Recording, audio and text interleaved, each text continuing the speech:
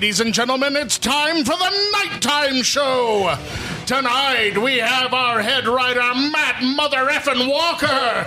Our very special guest. You've heard her on Powerpuff Girls, Rugrats, and Babe 2 Pig in the City. And you've seen her on Friends, The Devil's Rejects, Pee-wee's Big Adventure, and the upcoming Sparkle Show, E.G. Daily. And now, he's a loner, Dottie, a rebel, our host, Stephen Kramer Glickman.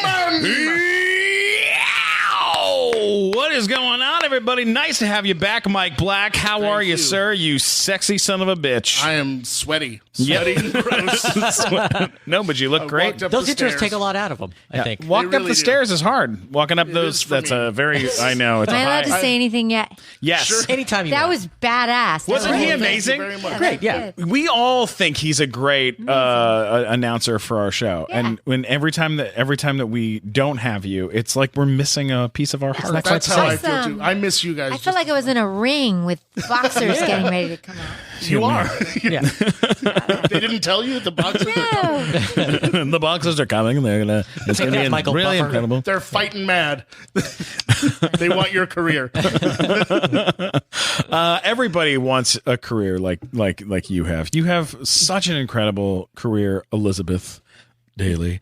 What a life! What a life! Yeah. Thank you. Gosh, thanks. Really phenomenal. Golly. And you don't stop. You're not. You have tons of stuff coming up. You have lots of great projects. You have this Rob Zombie movie that's currently Yeah, out. 31. 31. Is anybody, yeah. So you guys, none of you guys badass. have seen it? I haven't seen it yet. It's pretty badass. Oh yeah. Yeah. Rob Zombie is That's such a badass. He's really guy. an artist. And this was my second zombie movie. This was really fun. You did Devil's Rejects as well. Yeah, it was Candy and Devil's Rejects, and I'm Sex Head in 31. What? Yes. Oh my god. There couldn't be a better character name ever than Sex Isn't that great? Head. Well, there's all these badass characters, and they're all called the Heads. So there's Doom Head, Sex Head, Wow. Death Head. So there's a bunch of heads in this movie. Sex Head's probably the best choice. Well, I'm the only girl if I of had to the. I'm pick the one. only girl of the heads. Of the heads. What was Now you gotta see the Of the movie. head I saw family. Devil's Rejects in the movie theater, Uh-huh. and that was terrifying and just Oh, it's so amazing gruesome. movie. And this one is way even more gruesome and more terrifying. What's he like on set? What's Rob He's totally like? hip, and he's just laid back and chill and funny, and he laughs a lot. Like you kind of can play a lot, and then he just really gets right in. He's very, very detailed and very committed to every moment, and he literally will be in the trailer with you when you're trying on clothing. Like that's how I he's- would too. I mean, no, Yeah. I mean, yeah, but I mean, I just slip into this little tiny room off the side of the trailer. But when I try my clothes on, but then I literally come right out, and he's sitting there waiting to see the wardrobe. That's how detailed he is. Oh, that's cool. That's pretty so cool. cool. Yeah. That's why everybody looks so cool because he's so detailed. He's like such an artist. Like if he were painting, He really does. Everybody- Like, Visually, everyone they're- looks Oh, it's very really iconic. interesting. what do you think? This is the most beautiful looking horror film I've ever seen. That's cool. Wow. Yeah. It's amazing, and it's available right now. Yeah, it's available on demand, On right demand? now. Right now. And it's in some theaters right now. So awesome. Yeah. you gotta check that out. Yeah, 31. And then you have a web series that you're currently working on right now called Yeah, we're in Sparkle Show. post-production. It's called- Post-production with called- Melinda Hill. Yeah, she's the cutest. a dear friend of ours. Yeah, she's so funny. I laughed so much with her. So yeah, we have this show that we wrote, directed, and created and produced, and we've already shot it. So we're in post production, and it's really funny, and it's going to be a webisode. And we've got our first batch of episodes, and we're just editing. We're in that process, so it's going to be really good. Did you guys have fun working together? Oh my God, it was so funny. It was hard not to laugh. I mean, it was really hard not to laugh. And that's what's so funny. Half the time, my hair is down over my face because I'm trying not to show you that I'm laughing. So I've got my great. whole head upside down and my hair covering my whole face. Oh my god. That's how funny it was. Oh my god. And there are- Seems like the type too that would like whisper something and make you laugh, and then you look like the idiot who's laughing for no good reason. She is just flat out funny. If anybody hasn't seen her comedy, she's so funny. Yeah, her stand-up's really She's incredible. really good, and she's adorable. Like she's a beautiful girl. But what's so great is she's beautiful and she's cute and she's funny. I mean, that's like amazing combo. Yeah. We did some shows. We did storytelling shows together, her and I, Yeah. at UCB. Oh, We did, yeah. just recently, they did a big storytelling With Andy show. Dick? Was that the thing with Andy? No, Oh. yeah, but she does it a lot with Andy Yeah. as well. Yeah. But I adore her. I love think her. She's really a one of my wonderful favorite girl. new people in my life, and we really this show's really, it's really very special and super fun. that's cool. Sparkle Show, you can't miss that. Yeah, no, Yeah, it's absolutely great. not. And look, you just got back from doing. I know that you do these conventions. Yeah, I just got back from Knoxville, Tennessee yesterday. Yeah. How often do you do conventions? I don't do them a lot because it's a bit of a time consuming thing. Like I have to fly somewhere, which I like to do because I like to meet the fans. Like it's really sweet.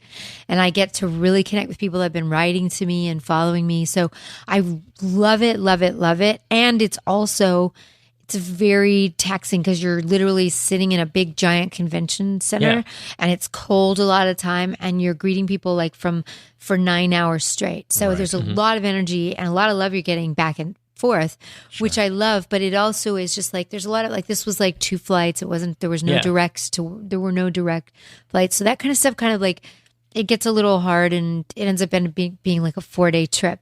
Between we leave on Thursday, we come back on Sunday. So it ends up being more time than I like to do for a 2-day signing. But when you do one of these things, what do you find that people are generally the biggest fans of? Like, are they Peewee fans? Are they fans of some of your voiceover work? Like, what is it? What's the big thing that they're coming to see? That's a really you from? good question because I have a big long table in front of me, and then like half the table is Kid Funny and Tommy Pickles and Rugrats and Babe and all those characters. And the middle of the table starts to turn really dark and evil.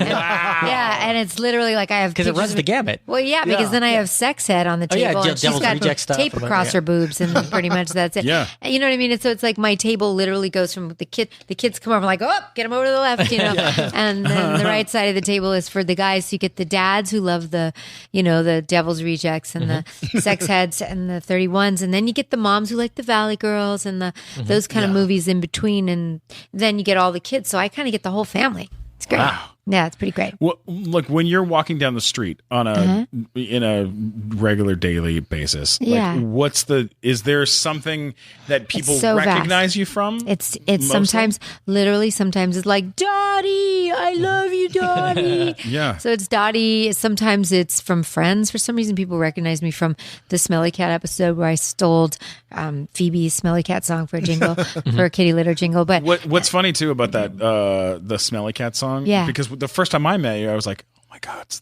the girl from That's Friends. so cute, yeah. Oh my That's God, funny, it's the right? lady from Friends. It's amazing. that was one episode. One episode. Yeah. But that episode happened to be during, I'm pretty, as far as I know, the height of Friends. Like when Friends was like, it was a big time. crescendoing. Yeah. at That was the top. sharp. Yeah, it was. And it's played a million times. Yeah. It's played a million times. And Yeah. then I think there's like the people. They jumped the Smelly Cat. Yeah, that was a popular thing, that Smelly Cat thing. Oh, yeah. It was fun. And then also had to play and sing and do the whole thing. And then there's the whole other part of people that now know me from The Voice, because I was on The Voice a few years ago. I was on season 5 of The Voice. Oh my God. So there's like all those people like, oh my God, you were on The Voice. And then there's Tommy Pickles, and there's a lot of like where they film us, like we just did this whole thing for Splat where they're releasing all the Rugrats, like 14 years worth of Rugrat episodes, re-releasing them on Splat, which is It's so been cool. on 14 years. Well, we filmed it. We did it for like 14 years. And, That is and so there's a lot of seasons of those. So now they're re-releasing all those. So a lot of people, because they do a lot of on-camera interviews with us, so a lot of the younger people recognize us from the Splat stuff and the interviews we do on that. So it really like it's all over the place. Wow. Yeah, it's pretty all over the place. That's fantastic. Yeah. Where did you? Let's go back to the beginning. Where did you? my Where'd you grow up? From the beginning, where'd I grow up? Where'd you grow up? I was like a Hollywood girl, man. I grew up on La Jolla, which is right around the street from the Improv. Really? Yeah, I mean, we were raised on a street on La Jolla, right down. Literally, if you turn out the building, go left on La Jolla, down just before Beverly. That's where I was raised, like just right here, smack in Hollywood.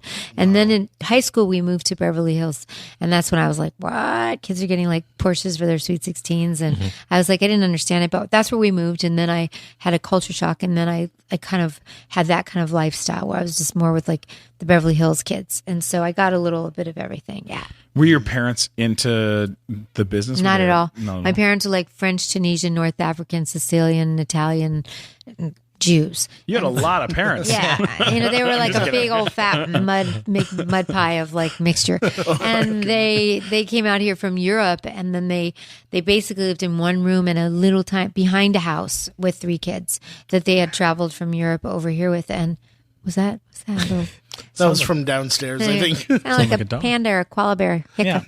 Anyway, so anyway, they moved here, and then they started this little fencing company called Modern Fencing, and my dad built a lot of the fences around Los Angeles, and then this company grew, and then they bought real estate, and then they did really well for themselves. And I was like pretty much the first generation really having the success in this kind of career. My brother Sam Gutman was a stand-up comedian. He played all over Northern California and stuff, and he plays bluegrass guitar. I don't know if you know him, but he played around for a while as stand-up. And then the rest of my brothers and sisters are artists, but I was the only one that really just like did it, you know? Yeah. But there was no nepotism, and I remember thinking, there has to be nepotism. It has to be nepotism in order to make it in this town, and it's so not true. You can make anything happen. Yeah. Yeah. You really can. You really can. Yeah. Like I tell people, and they're like, "Oh, it's a really hard business." I'm like, "Don't say that, because you will be what you say you will be." You know. Mm-hmm. So it's like, you know, you say it's a hard town. It's gonna be a hard town. You say you're gonna make this shit happen. You're gonna make it happen. And that's kind of my perspective. Is like people go, you have to pick one. You can only be a singer, and I'm like, oh no, I'm not going to pick anything. I'm going to do all of it, and then do all of it really, really well. And then I did. I had like #1 dance hits all over the world. I toured. I did concerts. I have albums. I've done TV. I've done music. I've done musicals. I've done films. I mean, you know, there's no limits. I produce. I direct. You know what I mean? It's like, why would I buy into limiting myself? Matt, I forgot to tell you, last night I had a little fireball moment. Another one? Yeah, well, you know, I've been having a lot of fun recently. They're a lot of fun. They're great. I love the fireball. They really are. Glazer, you know anything about this? About these fireball moments? Oh, real fun time. Oh, they're so great. What happens is when you drink fireball whiskey, then, you know, things just get a little crazier. Like life just gets a little brighter and more exciting. So where were you? Well, I was at a Sportsman's Lodge. You know that place? The used to do stand up on a patio. Oh, God. Where you get heckled by buses driving by.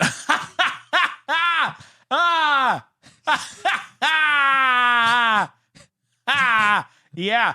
So that's what happened is I was there and I was hanging out, you know, just relaxing. I had a couple drinks, a couple of shots of Fireball, and I took a little wander around. I was doing a little wander into this little forest behind Sportsman's Lodge. Did you know there's a forest back there? Yeah, there's a forest over You there. find so many weird forests in LA. Yeah, there's a lot of forests. There's a lot of greenery out here. I'm wandering around through the forest. I'm having a nice little time. I have a bottle of Fireball with me, as per usual. And I'm walking around, and what do I see? But I saw a fairy. Really? Yeah, it was just floating there. Did you talk to it? What happened? Yeah, I was like, hey, are you real? I'm real. I'm just as real as you are. Wow, you're so bright. Oh, well, that's because I came from heaven. Oh my gosh, that's incredible. Yeah. Is that where all fairies are from? Well, we live everywhere. Some live in heaven, and some live in the United Arab Emirates. Oh, I didn't realize that's where they live. That's so fascinating. Hey, so what are you doing out here in the forest? You having a good time? Well, I came for you. You did? Yes, I came with a message. Oh, you did? What's the message? Little Mr. Glickman hopping through the forest, scooping up the field mice and popping them on the head. You can't do that. Put down your fireball, time to sober up. Oh, I love that song. Hey, would you like, hey, Fairy, would you like a shot of this Fireball whiskey? Yeah. All right, here you go. Try it out. Oh, wow, that just goes right down. Yeah, so do I. And then I made sweet, sweet love to that fairy in the woods. And it was the greatest experience of my life. Fireball whiskey. You never know what's going to happen. All right, let's get back to the show.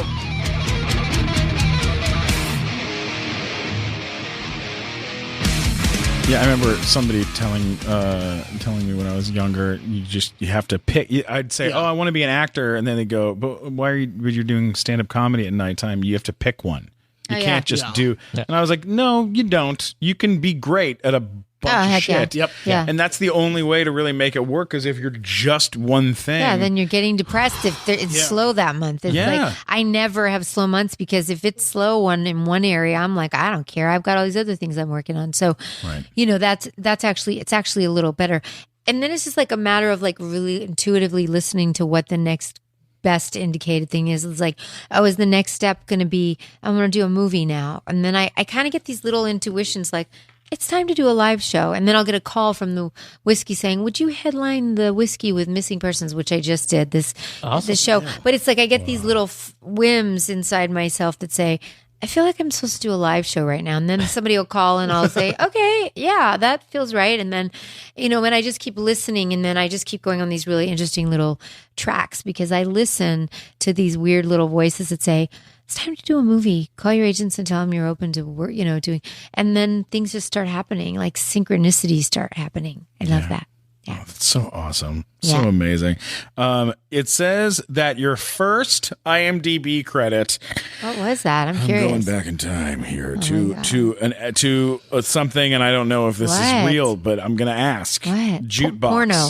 What? Jukebox. It says you were an audition dancer on Jukebox. I think that Disco Fever. That was a lot of years ago, but my brain does remember. But yes, they were filming a movie, and I crashed the set, I believe, and I ended up getting to do it. Something like that, where I remember I was a minor, and then I think I remember crashing a set, and then I was got a part on the movie. Well, one of your first acting credits that we're all kind of obsessive about Rod Stewart?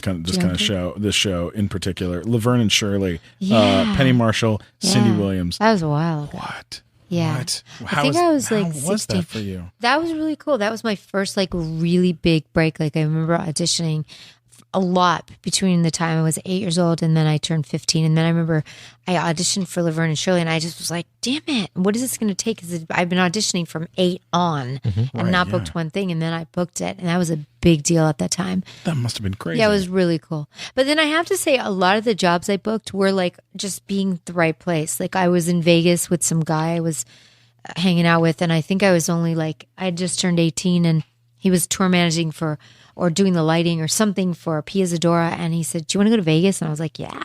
And then we ran into Kenny Ortega in Vegas backstage, and Kenny saw me, and he was like, he's done a lot of like, he directed the Michael Jackson thing. Yeah, of course. And Kenny saw me, that was like, I think I was 18, and he's like, would you like to be in this music video I'm shooting? And I was like, sure, what is it? And he's like, it's a Rod Stewart video. And then we ended up doing that Young Turks Rod Stewart video, which was one of the first music videos that ever started to happen. Yeah. So that was like a really cool thing. And most of the jobs I got, I have to say, were like these fluky opportunities, because I just went to places and did things and lived life, and then people would see me. Is that kind of how Valley Girl happened? With Nick Cage? That's one of the very few movies I actually really did audition for. That, and I think Peewee's Big Adventure, I auditioned for Dottie, but like there were very few that I just booked on in a normal way. Like, but Valley Girl was just an audition. I didn't even know how to talk Valley, because I was a rocker from the Hollywood Strip, Hell yeah. Strip, Sunset Strip. So I was like, what the hell's Valley? And then I thought, okay, well, I'm just going to do like my character. I'm not going to tell them that, but she's like from Malibu and talks slow like that. And then, the next thing you know, I was like, your mom's so cool, Susie, and it just kind of worked. But I was like, I hope they don't figure it out, because I'll get fired, because everybody knew. They were all like, Valley Girls talk like that. And I didn't relate, because I was from Hollywood. Yeah. Born and raised, so that was an audition. That was just a regular audition. But like I said, a lot of the movies I got were just some random. I was at a party, and then it was just always some random thing. So that's why I always tell people, like, I did this voiceover seminar that I actually forgot to tell you about, but it's on Amazon, and we're going to move it to my website, egdaily.com. But it's like tips, tools, and how-tos about voiceover and how to break in. It's really great. And I did it because everyone kept asking me, how do you do voiceover and how do you break in? So I filmed in a theater a seminar on voiceovers, and it's like really inexpensive. It's like $20, I think, to buy. And I made it so that people could get it and afford it. Well, that's cool. Yeah. And in it, I also talk about a lot of the journey, and about how a lot of my journey was the best parts of my journey was when I was just being really present. And it wasn't when I was obsessing and holding on to what I think I should have. It was when I was like, I just want to sing right now. I just feel like singing. And then somebody would call me and say, hey, do you want to do a play? It's a musical. We did it on Broadway, but it folded. Do you want to do it? And I was like, yes, because I just want to be singing. And is there going to be a band? And they're like, yeah, there'll be a band. It's a pro play. And I'm like, okay, I'll do it because I just really want to sing. And that's all I wanted. And then the next thing you know, I do this play called Tansy. It ends up being very successful. I win all these theater awards, which I never anticipated. I anticipated just being able to sing on a stage with a band and that I didn't have to pay for. Wow. That was my game. My right? game was like, are you going to pay for the freaking band? Because I don't want to deal with the musician pulling the band together. It's like all the most amazing things. And I ended up getting like a massive record deal from that play. And I ended up falling in love from that play. And my whole career, and I ended up getting a card. Opening night, it moved to the Roxy Theater. Some agent who was like, you're really good with your voice. You should do voiceover. And I'm like, I never thought like, I want to be a cartoon when I grew up. I was just like, I'm an actress. I'm a singer. He's like, no, you're really good with your voice. You can imitate, you can mimic. So he signed me and that was my agent I've had this whole time for years. Oh my God. And that was the first audition he sent me out for was Rugrats, which ended up going for 4 years. So it's like, my point is like, I just keep following this thread of like, yes, that's a hell yes. Yes, I want to do that. Yeah, I feel like doing that. Yeah, I feel like doing that. And stop doing those things that are like, that feels kind of shitty and I don't really want to do that. And I don't really like that. And the minute I start following that solid yes, it keeps leading me to these amazing opportunities. When you come up with a voice for something, I know a lot of people have questions about this, and I get asked this a lot, and I hear people ask this a lot to VO people. Is like, how do you come up with a voice? Do you look at the character? Do they tell you what to do? Like what? That was good. What? That's almost your Pinky Tony voice. I almost liked watching you more than even like hearing it. It looks so cool. Yeah. What do people ask you? No, when people ask about VO, a lot of times, and everybody's has different techniques, but sometimes it's based on looking at what the drawing looks like and seeing the way that their mouth is set. This is all true. Yeah, eyes and things you like want to. I talk about that in the voiceover seminar again, E.G. Daily Up Close and Personal Voiceover Seminar. But a lot of the time you'll get a photograph or you'll get a claymation. Sure. Sometimes more now it's just a photograph. And then you just notice, like I noticed when I went on this one audition, my first audition, it was a little boy. He had big lips, kind of like big floppy lips. And the next thing, I was starting to look at him. It was like almost like his lips got in the way of things. And sort of like I started talking like that. And then that was Tommy Pickles. Tommy Pickles was born. Wow. You know what I mean? A baby's got to do what a baby's got to do. And then, you know what I mean? It was like, it was looking at this little tiny picture, little claymation. And then I just kind of go, oh, that sounds like that character I've been doing my whole life since I was a kid. Yeah, completely. You know what I mean? It's fully developed. I've been working on it my whole life. So, then it is about watching the picture. It's also noticing the eyes and the facial expressions. And it's like, if you can have a little kid, you can have a kid who's like a bully, who's like, I told you not to do that. And then they're like, make him a little fatter. I told you not to do that. And so it's just all the breathing, like he just ate a couple cookies right before he started. Get out of here, or I'll kick you in your face. You know what I mean? It's so it's just about. Then it's just hasn't about quite digested his macaroni and cheese. Right. The slobbers dripping. Yeah. It's really fun. And then you can make them skinny. Like, I told you not to do that. You can make them skinny. Oh, yeah. I can only do skinny voices. Oh, no, you can do fat. Put some air in your mouth. It's so funny. It's really fun. I've heard that. Do you ever see VO actors like push things against their face or? Oh God, you don't even. Frank Welker is like one of the top guys, and we voice work of together. Megatron. Yeah, he does everything. He does like every weird animal. I do Curious George with him. He does, the monkey, and he does things like, and then sometimes he'll take sometimes he'll go, he does like weird things with his lips, or and then like Tom Kinney, SpongeBob does this like, and he'll take his hand, and he goes, and then there's like the pencil trick where you take, do you have a pencil? A pen will work. I'm going to be infecting myself with germs right now, but I'm going to take it. So then there's like the cold, the cartoon cold is. Oh, yeah. It doesn't sound good. It sounds better with a pencil. Wooden pencil, yeah. It's like. So there's a lot of teeth chattering. there's so many tricks and awesome. tools, and they talk about a lot of that in the voiceover. It's almost like seminars, too. Foley artist type stuff with your mouth. It is, and you get good, or you'll do like a, you do like a little bark, like a, or you can do a. It's really interesting. Yeah, we had Bill Farmer on the show. Yep. And he Yeah, talked about Bill's how amazing. He's in my seminar. does- He does a guest on my seminar. Oh, he's great. Oh, wow. And he talked about how he does every time you hear Pluto bark, that's him doing the bark for Pluto. Yeah, Yeah, it's so the other cool. one I loved that he said was that he's the voice of eggs going down Gaston's God. throat in Yeah. Beauty and the Beast. It's They're- really how funny is that? Amazing. It's really amazing. That stuff's absolutely incredible. Yeah, but there's so many voiceover. Like when you think about it, there's like when you pull into a mall, please take the ticket. There's that lady. Yeah. And then Yeah. there's, if you are 18 and under, please hang up now. There's that lady, and then there's it Lord knows I've heard that plenty of times. Lord knows I know that. There's so many ways to do the voices. Please keep your hands and feet inside the vehicle at all times. Oh, those are the best. Those Yeah. are the best. So can we talk about Peewee? Wow, what do you want to know about Yeah, Peewee? we got to talk So- about Peewee. He's so sweet. You get to be on a movie that at the Yeah. time Tim Burton wasn't Tim Burton yet. Like Yeah, this is his first feature film. yeah, this was So his like first. what was he like on the set? Like did you know he was going to become this sort of Mad eccentric scientist genius. Yeah. genius? Yeah. Like could you just tell when Yeah. you got there? Oh yeah, he was the same. He was a mad scientist genius, and he was very meticulous about everything. He was very detailed, just like he is now. I'm pretty sure. Like you can tell by his work, he's just unbelievable. He's got an unbelievable eye.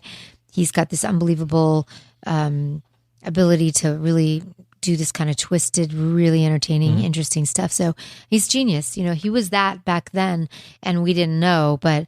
It was like, oh yeah, we definitely saw that. When we worked And was on Phil Hartman on the set a lot? that.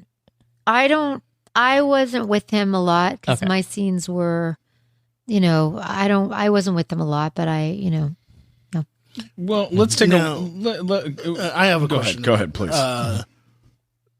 Did you have any inkling that you would be hearing the dialogue from that movie like 30 years later? From Oh no, fans and stuff never. like that, Same thing with like Valley Girls. You never Yeah. think I'm gonna. And the same thing. It's like you never. I didn't know that I was gonna walk in and do this cartoon, and then it was gonna be Tommy Pickles. I was gonna be a famous cartoon. I didn't know that when I got cast as Dottie, that Dottie was going to be having huge. They were going to have 30 anniversary massive of press things go down with it. I had no idea. I don't really go into anything. I find that when I do that, it's always the things I expect to be monstrosities that aren't, and then the things I don't even think about that are. So now I've learned to just sort of just do my job, and then I just let it go. And I never know what's going to come with any of that. Never. Even when they say, oh, this is going to be huge, it's always the most random things that are the most huge. Like even when it's funny when I post things on Twitter or Vine or Instagram or whatever, and I always think, oh, this is so dumb, and I'm going to post it. It's the things I think are going to be so liked out there, and I get like very few likes on it. And the thing that's like so dumb and weird that are the things I get thousands and thousands of likes on. Retweets on it, yeah. So it's like it just shows me that I don't really know, but I know that if I just stay authentic and and just show up and just do my best at the moment and just try to be like really listen to my heart. It's like, I just want to share this. Not because I think they're going to get a lot of likes, because that's never when it works, but I just want to share this because this feels good to me. Like when I shared, when I dropped my daughter off at college because I took her to NYU and she was starting college and I had to leave her. And then I was sitting in my hotel room and I started writing this thing like, oh, it's one of those times where I just dropped my daughter off at college and it's kind of weird. It's like her first time living alone and I'm going to be wondering how and I just wrote all these thoughts and feelings and I thought, well, I'm kind of embarrassed that I'm writing it, but it's real. And I got more likes on this thing. It just went like mini viral because people like identified because it was so truthful. So I just try to stay truthful because I find that's the best. That's very cool. I appreciate, as a fan of that, I appreciate that you sort of embrace these things that you've done, because there are some actors where like they want to distance themselves from things, but like I Like remember, what? Oh, well, we've run into a we've few. had people where like they don't want to Like talk what? about things they did, Well, like, 20 years ago. A big example is for a long time. Leonard Nimoy didn't want to be associated with Mr. Spock. He was just over it. And then he kind of got back into it later in life. But, Wow, it's like that sort of thing happens a lot. I just had it happen a couple weeks ago where I was at an event and I saw this girl and I said, "Oh, I know you from television and things." Yeah. Man, oh man, I'm such a fan of your you. I know you, and I'm just not sure how I can place it. And I was trying to place the show, and I didn't want to look it up. I didn't want to look her up. And I go, what show were you on? Is that a rude? I don't mean to be rude. And she goes, I've been on a lot of shows. And I go, I'm sure. Of course you have. Yeah. But I just mean in general, was there a show that I may have seen you on a lot, in the last, That's why, in my opinion, it pays to have a lot of careers, because then you don't hate and be bored when you're angry at that one show that has pigeonholed you and you have no other career from it. 100%. So I think that's really what it boils down to, is be creative and keep reinventing yourself, and then you don't get so burnt and angry. You embrace it all. Like, I just feel like I can really embrace my career. Yeah, I feel so lucky. I mean, my kids are you think my kids are 18 and 20 now, but you would think that they'd be not care. But when I hear the way my kids talk about me, my mom's iconic. She's a legend. And I'm guys, that is really cool to hear you say that, because I always think they could care less because I'm right there. But when I'm not around, they talk about me. They really appreciate all the different work I've done, because it gives them permission to be all that they want to be. My girls, you'll see them in 1 minute they're writing, singing, playing music, and the next minute they're in the studio, and the next minute they're acting. My daughter just did a guest on The Middle, and it's like they get permission from me to be all that they can be. So as corny as that sounds. Do you feel like you learned that from yourself, or do you feel like have there been actors or people that you've worked with that I learned it from a lot of the actors that didn't believe that? Yeah. Do you know what I mean? I learned it from a lot of people that had these really ridiculous points of views where they were so stuck and fixed in their thinking that they limited themselves and they were bitter and angry. And I was oh, I'm never going to be like that. Ha, watch me. I'm going to do this. And, I learned from watching people be unhappy. I was well, there's a message here. The message is, lean into things that are a hell yes, and things that make you happy, and take risks, and constantly reinvent yourself. And when you're getting bored and stale and angry and bitter, you better freaking flip it over and toss the soil and grow something new, and that's what they do. Harvesting, you have to flip your soil every once in a while. So I think that people get kind of crabby attitude when they haven't really challenged themselves to try something new. And everything I'm about, and then I study and I research, and is all about change. Change is necessary. And absolutely. And it's also scary, but I've learned to really embrace change, because if you don't change will happen to you, and then you won't be as prepared, because it's going to happen. And so sometimes people just cave in and fall apart and get depressed. And I've been there too, not to discount that part, because there was a period of time where I got a little bit fragile, and I started to, as I was getting a little older, I started to get afraid, holy shit, maybe I'm too old to pursue that anymore, because that seems so dumb, that'd be dumb. And my kids would probably think that's so dumb. And I started to buy into a little bit of it, because I was just fragile. I was going through and I started having anxiety, which I talk about, and I talked about, and I started feeling anxiety, which I'd never had, and I was what the hell is this? This feels terrible. And then I realized, I started going to doctors, what's wrong with me? There's something wrong with me, and they're you're having anxiety. It's it's common, but it means you're got some stuff you want to work on. And I was I'm not taking medicine. I'm not checking out. I'm gonna dig in, and I'm gonna find out what the hell's going on here. And what I realized was that I stopped doing things that I loved, and I forgot what I loved. I stopped doing them, and then I forgot, and then I started to feel like I had no purpose anymore. And when you stop dreaming, you have no purpose. You stop living, and you stop every day noticing all the beautiful synchronicities and the magic that happens every day when you stop getting out of your comfort zone. You get fixed, and people go to job, and they go to their little cubby, and then they do their work, and then they're miserable, and they hate their boss, and then they wonder why they want to, drink themselves to sleep or take a bunch of pills or whatever it is, and they're depressed, is because they have to change things up, because that's your body screaming at you, wake the fuck up, wake up, do something different. So that's kind of where like I said, I learn from people that I watch. That's part of what I do. And I'm super intuitive and I watch what makes people happy and what doesn't. And I lean into things that make me happy. That's brilliant. Yeah. You're so cool. Yeah. That's so awesome. It's true though. You really, It's true. you And really like have Hollywood to- will, if you don't know what you're doing, it will pigeonhole you as quickly as possible, and it will go, Yeah. you're this or you're that, or we don't know what to do with you, so Yeah. do this. You know, Or you'll buy into that belief because that's just a story that somebody said. Yeah. And then you walk around holding that story up. Oh, no, this is who I am. They said so. And it's like, oh, no, Yeah. no. Put that down and write your own story. Yeah. Write your own story. I mean, I was on The Voice. I was on The Voice at, 50 or whatever it was. And that was just a couple summers ago. And it was an amazing experience. And that came from me coming out of that little depressing time of me waking up saying, you know what, I got to start doing what I love again. And then I started hosting this music show called Balcony TV LA.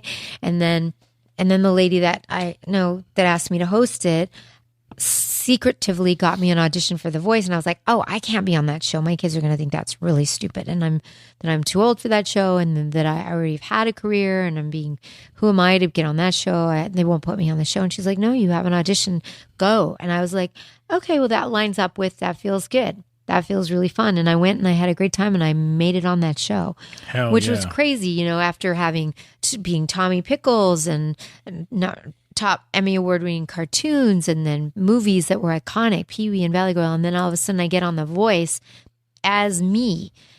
And then people recognize me as, oh, that's the woman who does the voice on Tommy Pickles, and the woman who says all these things, and the woman who has this point of view, and the woman who sings, and all of it comes together on Yeah. that show.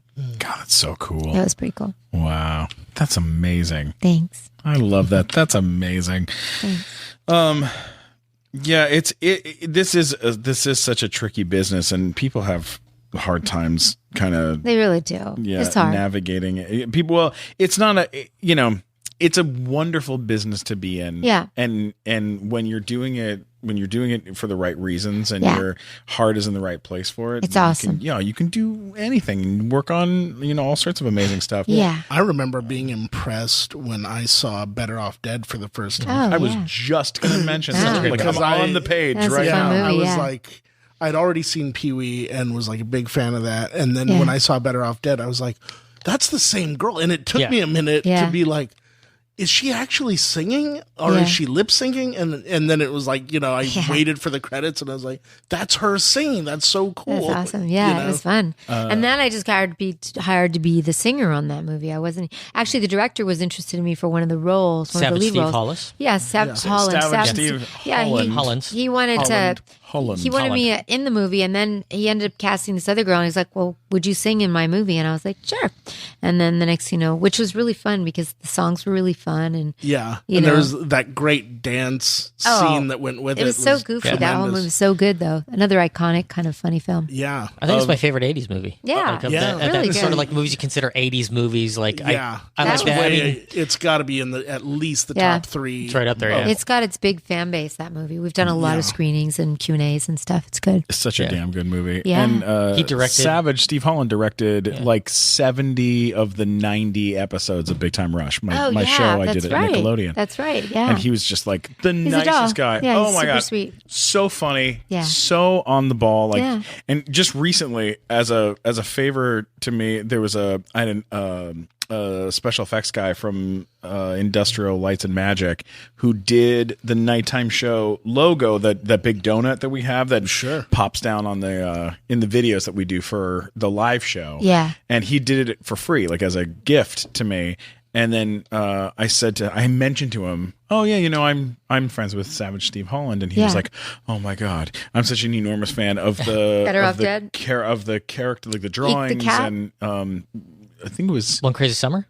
The Eek. cute and fuzzy bunnies and the the cute Well, he fuzzy did bunnies. Eek the Cat, the cartoon. Yeah, I and think that's what it the was. Cozy Bears. So Cozy he Bears. asked I was on those, if that guy could, if Steve Holland could draw a little like drawing for him as like a gift, Yeah. and he ended up giving him one of the actual like animation cells. Oh, that's Wow. so cool. Yeah. And like signed it to his mother and He's everything so just as a sweet. gift, He's such a like nice out of man, nowhere, yeah. just did it as a gift. I have That's original sweet. artwork from him on Oh, my that's so wall cool. hanging Yeah. up because his first gig in show business was he drew the whammies on Press Your Luck. And I'm a big fan of Press Your Luck. And he drew me a whammy on the back of a sheet of paper from one of his scripts. And I'm like, cool. I have my own whammy. And I have it framed and hanging on my wall. That's awesome. He's really sweet. Is there, I actually met Mike Children.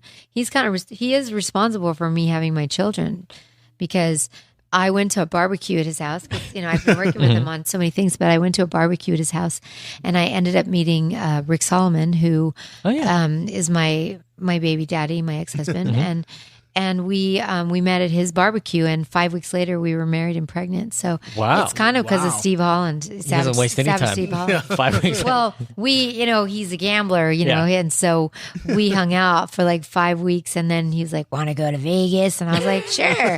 How many stories do you have that start with "Want to go to Vegas"? Yeah, there's a lot of Vegas in there. And then the next thing you know, he's like, "Should we get married?" And I'm like, "Mm-hmm." I like that he says these things in a much creepier way than the other guy said them. That's funny. You want to go to Vegas? Yeah. Yeah. And I was like, sure. Mm-hmm. I didn't even say yes. I said, mm-hmm, like, as if he asked me for a piece of cheese or something. And then he said, okay, heads or tails? Heads, we're getting married. So I said heads. And he goes, okay, heads, we're getting married. And it was heads. And then we did 2 out of 3 just to make sure because, that's how gamblers roll. yeah.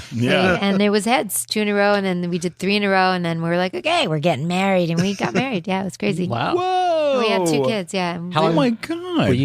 How long were you together with him? Like maybe we were together on and off for like 7 years, and we had 2 kids, and we're still so close. I mean, he just You've been co-parenting for 20 years, yeah, so. and like I've lived at his house when my house was being remodeled for a year, and he just lived in my house for a year. He literally just moved out maybe like 2 weeks ago, and we share a dog, and our kids are either at my house and his house, or we're at his house, and we just That's so great. We're a It's great. family, and that was just a Civil really and, fleeting like marriage, but it ended up being that was another one of those fleeting like yes, hell yes, this feels kind of good, but it was kind of crazy, and it ended up being amazing because we have this great friendship and our amazing daughters, and we're good friends, and we're both kind of kooky parents, but it's great in a good way, kooky in a good way.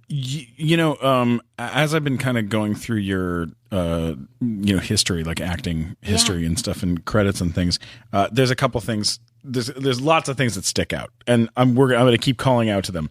But Darkwing Duck, Yeah, you did cartoon. Yeah. How many characters did you do on that, or did you just do? I don't remember. Maybe a few. There's a couple on there. Teenage Mutant Ninja Turtles. Did maybe a few of those. Yeah. But there's one How thing many times that did you say cowabunga when you did that? I don't know. 14,000? Maybe a few of those. No. here's an interesting situation. Yeah. The Little Rascals movie in 1994. It says that you were the voice of Froggy. Right, because it was a live action movie, so it's kind of confusing. But what happened was there was a little boy in that movie who they hired to play Froggy. Yeah, but he couldn't get his voice as Froggy enough. So they bring me in because I'm like the secret sauce for everybody's movie. So they bring me in to do his voice, and then I come in and I'm like, "What's the eyesight, Petey?" And then they hire me. Oh my God. And that was the same thing as Lorenzo's Oil. Where the little boy was a serious movie. It won Academy Award, but it was nominated or whatever. Nick Nolte, Susan Sarandon, but that little boy was young, and so as he starts to get sick just after the beginning of the movie, his voice deteriorates and he becomes more verbally, incapable of speaking. So he screams a lot. And so they brought, again, George Miller called me for that. That was my first movie I worked with him on, and they brought me in on that. And then I ended up doing that boy's performance too. So I'm like the secret sauce for kids. Yeah. Well, I'm glad you're still around. The original Froggy had a tragic end.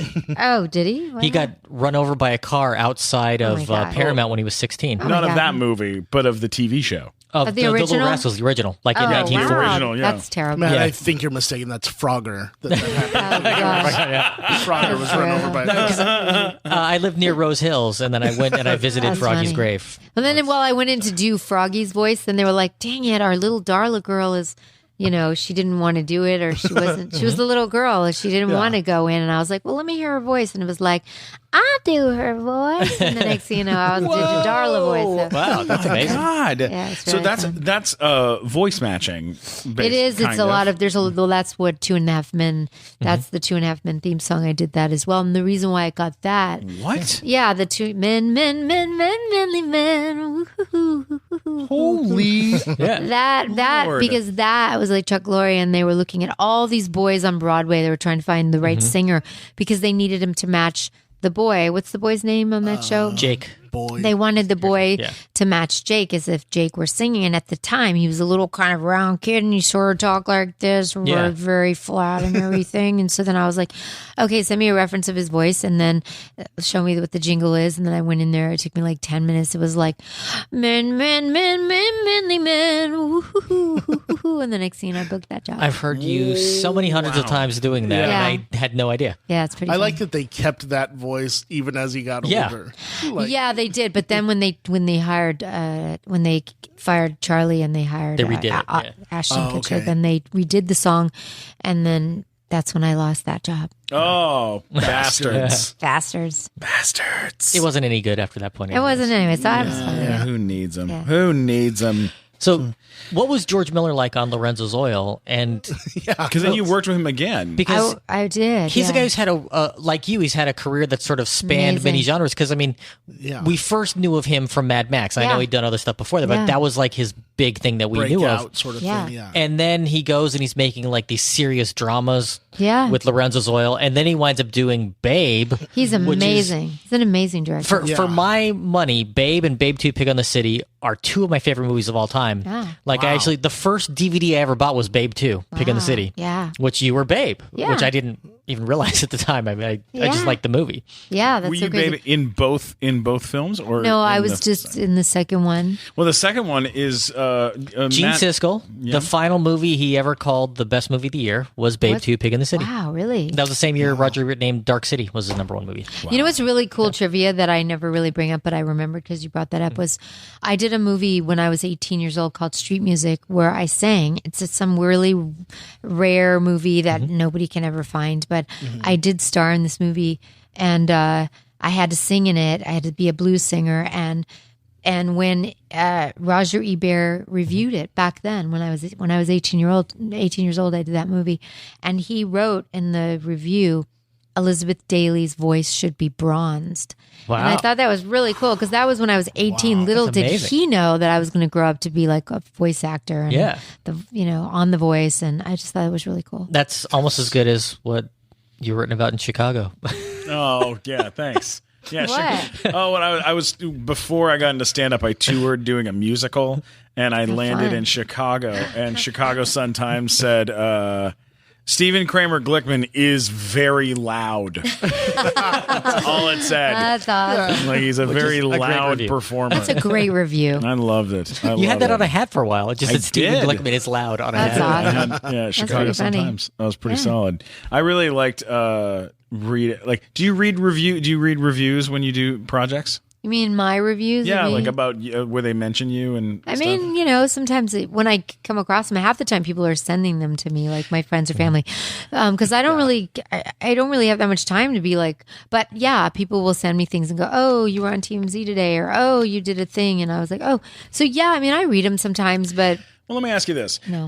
Have you ever done an animated character and in a movie or TV show, and then somebody has said, "Oh, that was the worst part of the movie," or I hated that voice so much," or they call you out for it? Has that ever happened to you? no, Really? never. Wow. Did that happen to you? Yeah, That's a bizarre. bunch. That doesn't they happen also to said- anyone, Steve. They also the other makes side no of the coin sense. was people saying that it was the best part of the movie. How can you be bad they at a loved it. voice? You're just doing a voice. This is You're what being they. a person. This is what they said. It's like saying you're a bad person and they don't even know you. Well, Warner Brothers said Wait, to me, Steven, was yes. this me and was I drunk? Yeah, Yeah. so it was you, Mike. Right, this doesn't 100% sound right. you. This is not adding up right No, because this that's is- like saying that's a bad shirt. I mean, Right, it's yeah. just a shirt. It's a black T-shirt. It's Yeah. a shirt. Yeah. You know, It fits me poorly, but it's not. That's not the problem. They said to me that like but before Storks came out in theaters, the Warner Brothers was like, "Hey, quick thing. They're saying the character very polarizing." right? And I was like, "Oh, what does that What does that mean?" mean? They go, "Well, it means half the people that are watching it hate it, and the other half love it so much that they're going home and doing the voice around the house all well, the time." dang, that sounds And I was good to like, me. yeah. I was like, well, okay. And then it comes out, and it was like Hollywood Reporter was like, we fucking love it. And Yeah. then Variety was like, not a big fan of this. Yeah. And then That's how it it'd is, be though. like- I mean, it'd be like back and forth. And then Yeah. So the it's actual the Donald Trump of animated characters. Yeah, well, he was a bad guy, Happens. so it kind of gets a little twisted where people. I mean, the character's supposed to be kind of irritating. But yeah, I mean, people, it's all like it's all relative. I mean, like look at Rob Zombie, the new movie 31. Some reviewers are like, it's fucking badass, and then some are like, it's the worst piece of shit. It's like you're gonna get people that don't like that kind of horror. They're gonna hate it, but Yeah. then you're gonna get the horror fans who would think it's the best movie they've ever seen. It didn't bother me. Like, it didn't bother me reading like bad. Like, there was very few written like reviews that were like, we don't like this guy in particular. That's so strange. But like the internet reviews, like the critic, those guys who make their own YouTube videos where they're like, I'll tell you what I didn't like, and I'll tell you what I did like. The Well, what do they young, know? so it would be What do back and they forth, know? back and forth. It's hard You to. created a stir, and that's good. Hey, that's You all I stirred can. some things I up. did email you one from the Poughkeepsie Journal that hated you because I thought it was That's funny true. that the Poughkeepsie Journal is like some God. But film review you should pay I attention got to. MVP, most valuable player in the movie from who It was somebody big. It was RogerEbert.com. RogerEbert.com. Well, sent- so RogerEbert.com there, said you you should were- give you a spin-off movie And on that- a There you regular that go. character. was I the mean, MVP of the that's movie. good because you want to push people's edges, and some are going to Yeah. like it, and some are going to hate it. I'd rather be that than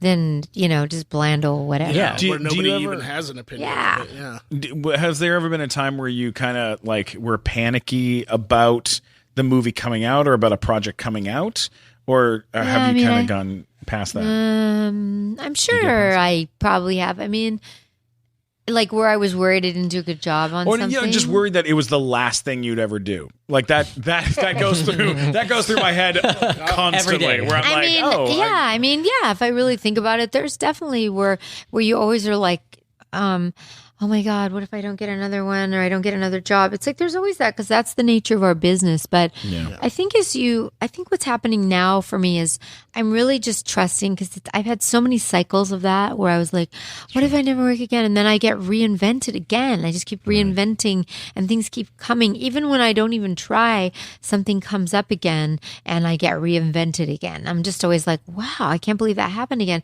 So now I trust the process and I'm also trusting that I'm supposed to enjoy my life. Sure. Like it's not supposed to be just about hustling all the time. And that's like the best part of the whole thing is the lesson I'm finally getting is like, oh my gosh, I'm supposed to have a beautiful day today. I'm not supposed to hustle every day. I'm not supposed to try to make it every day. I'm supposed to enjoy my life every day. That's a very important thing. Yeah, and that's where I'm at now. So it's like I just fired all my rep. Like I fired my manager and my agents, and I was just like, because they weren't getting what I was about. I was like, don't call me for this kind of part. Don't even call me. They should call a girl who has no credits, who doesn't care about making below SAG experimental because this wasn't about the money. But it's like it's such a shitty role. Why would you even call me for that? I don't need the credits. I don't need the $200, and I don't need to waste my time. Yeah. So don't call me. But they kept sending me on the really stupid things. And I was like, you don't get me and I'm out of here. So bye. Yeah, no so way. in one day I fired them all. And then the minute I did that, I booked something because the universe heard like offer only because that's what I was thinking. It's like at this point I've done a lot of work. People know my work. It's like, just call me, hire me. People know me. People know me. It's like, just hire me. I don't want to waste my time. They've seen you in every genre possible. You know just hire exactly what me. they're going to get. If you want me, hire me. If not, I'll do other things. No big deal. Stephen, I forgot to tell you, this is your last podcast ever. Oh, really? Oh, by the way, you're You fired have out. to- I'm Mother, fired you're after done. this. I have You to go. actually have to leave Hollywood. Oh, no. You're being moving to demoted. The president of show business Yeah, called. he's- We're Show deporting you business. back to Canada. He Sorry. really is upset. With the work Toronto. I've I been- don't know if you're from there, but that's where you're moving. I want to make sure.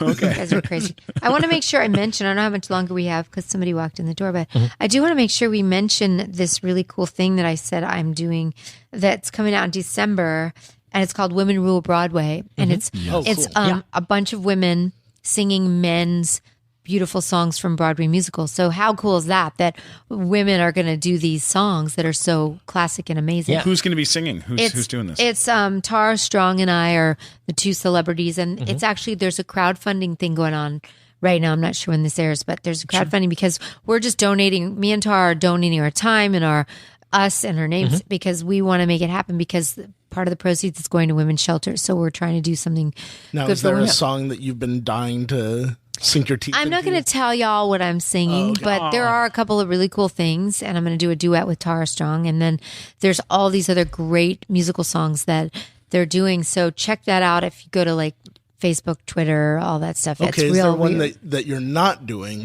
There's that so you're kind of many that I'm excited about? not doing. That was like a runner-up. How about like that. can you tell us a musical you may be doing a song from? Maybe Rent. Yeah, Maybe I Very like that cool. show. But there's other ones. I mean, there's like classic songs from classic. Have you performed on Broadway? I've done musical theater here. I did like my play Tansy, which I got signed on, and and I did a play. I did my own one-woman autobiographical musical called Listen Closely. That's I think up on Amazon too that we filmed with 3 cameras, but it's really cool. But I haven't done like Broadway. Wah, you know. Is that something you would like to do? Oh, I think that would be totally fun. I always envision doing that at some point. I love love musicals. Like I just like I'm a sucker for a beautiful musical song. Well, and when you think of all the like great music that guys have been allowed to sing on Broadway, Great Sure. songs. that sounds like it's Well, gonna that's be a why it's kick-ass Women show, Rule Broadway. you So know? go check that out, or go to my Facebook and go to Twitter. I'm at Real E.G. Daily on everything, Instagram and all that. And then you can crowdfund and come and see it because it's still going to be really fun. It runs December, something like 17th, 18th, 19th of December, which is going to be fun in LA in a theater. And so you'll get to hear a whole bunch of women very sing these cool. songs. Yeah. Wow, that's Yeah. amazing. It's going to be really fun. I'm so excited for you. Thanks. I'm a big Broadway fan, so I will Love be there. Broadway stuff. Yeah, what you should come. venue are you guys doing? I forgot the venue, but it's all up on all the things that I said, what venue are we doing it? Because I want to do it. Yeah, Can I you'd have be to turn into a lady. Can my I be a friend. lady? Yeah, You can be Christine Daae from Phantom of the Opera. You can. Perfect. right. There's so many other things that I want to talk to you about. I know What? that we're running low on time, and we'll probably Octane. probably have to wrap up shortly. But before we do, let's talk about one of the most iconic characters that. It's one of my favorite that you've done. What? People go nuts for this, and at What? Comic-Con there were statues of it everywhere. People dress up as at Comic-Con all the Buttercup? time. Yeah, Buttercup from Powerpuff Girls. Yeah, Buttercup. Yeah, that. What is that? What is that? I mean, been like that's for you? I mean, Buttercup that's- is the Powerpuff Girls, and it's awesome because it's girl power and it's little girls superheroes. So it was a huge hit, and we ran it for a long time, and then they came back to us and we did a pilot Isn't it coming back now? so they just re-released it. But guess what?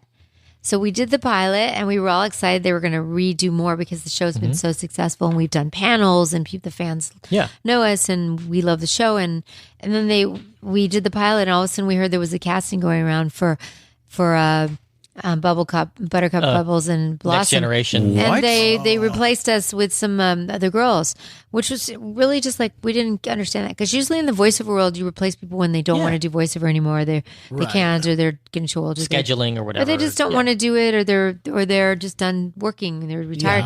But you usually don't replace someone that's established to that degree and has created these characters with the and you're known as that. No, they replace us. My fans. And yeah. it is kind of crazy because the fans don't like it. They don't. There's a lot of blogs, and there's like, I'm rebelling, and they're not happy with the change because it's like taking somebody and saying, you had your mommy, and I know you liked your mommy, but we're going to change her to a different mommy. It's like all of a sudden it's like, That's what? not fair. That's not a nice thing to do. I don't like it. Yeah. Because I've been a fan of Batman the Animated Series forever. Yeah. And when they changed Harley Quinn, I was like, I don't like she's It's a still little- around. Yeah, and it's a little weird, right? Mark Hamill too. They kept like doing little side projects where they would use someone else for the Joker, and I was like, don't They do that. I don't know why they do that. Yeah. But like Buttercup Powerpuff Girls was so Right. popular, so And so I don't know. iconic, We yeah. don't even really know why it happened. We were just kind of confused that one day our agents were like, "They're sending out a casting for your roles," and we're like, "What?" It was kind of Do you shocking. think it was maybe like a bargaining tactic to like, well, we could always get these other girls if you don't want to? No, because we were doing it for scale. We did the pilot for scale. We were. Oh, It wow. wasn't about money. Well, see, I get upset when they keep changing Colonel Sanders. Like enough already. Hysterical. right. What's It's that it's about? upsetting. Like how many times you need to change Colonel?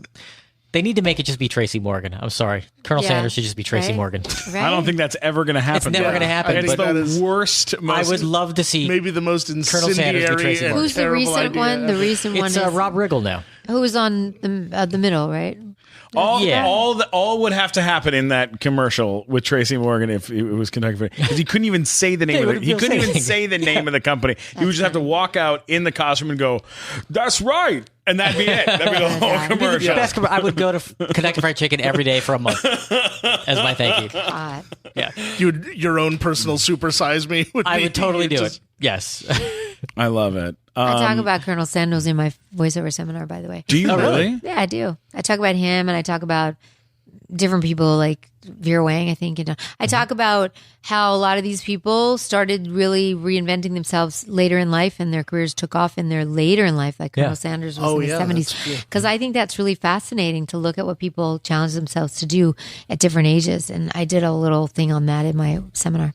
Well, you're so incredible and so talented and so gorgeous. And thank you for coming to hang out with us. Hey, and it's my pleasure. Where can people find you? You can find me at Real E.G. Daily on Twitter and Instagram, Real E.G. Daily, Vine, although Vine's going away, right? Yeah, and you're on Snapchat too? I only really do Snapchat to reprimand my kids. I'm like, get out of here. Don't you have to do that. Clean up your dishes. So I rarely post them on my story because I don't want people to see me being psycho mom. But I do that sometimes. I do post it on Snaps, but it's E.G. Daily or Real E.G. Daily everywhere.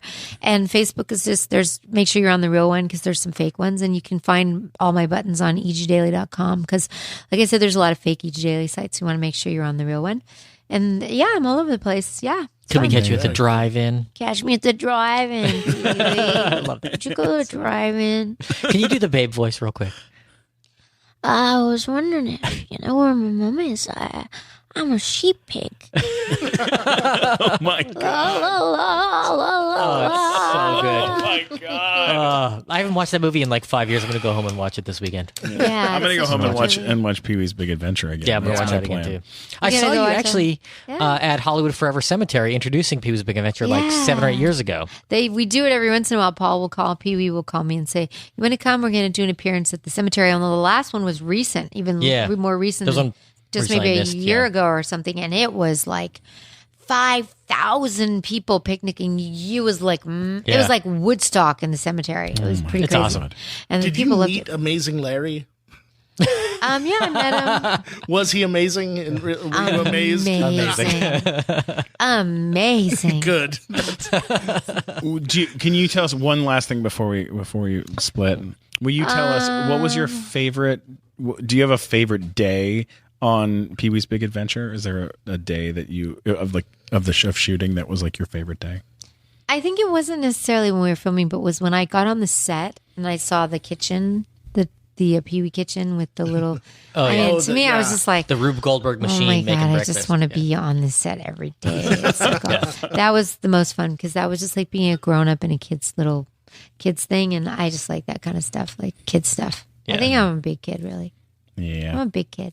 Yeah. I'm a big kid now. Did you do that too? Did No, you do that? damn those motherfuckers!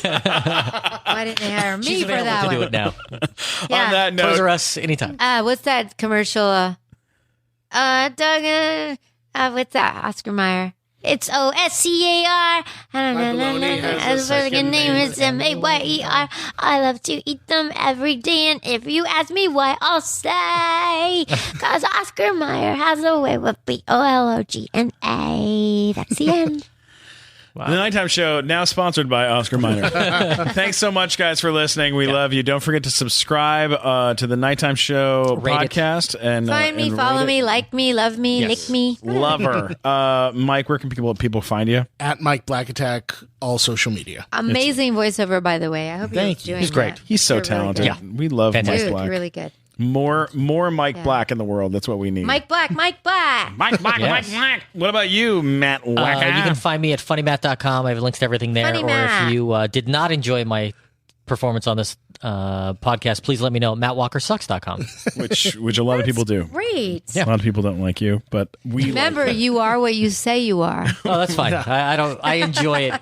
I revel in people telling me that they don't like me. That's one of my favorite things That's on the awesome. internet. As long as you love it, who cares? You can always get me at Stephen Glickman, STPHEN Glickman on Twitter, Instagram, and of course, Okay, the Stephen. YouTube. Stephen Glickmans. I love you. Thank you so much for being here. You're the sweetest. And thanks for listening to The Nighttime Show. Good night, folks. Wah, wah, wah.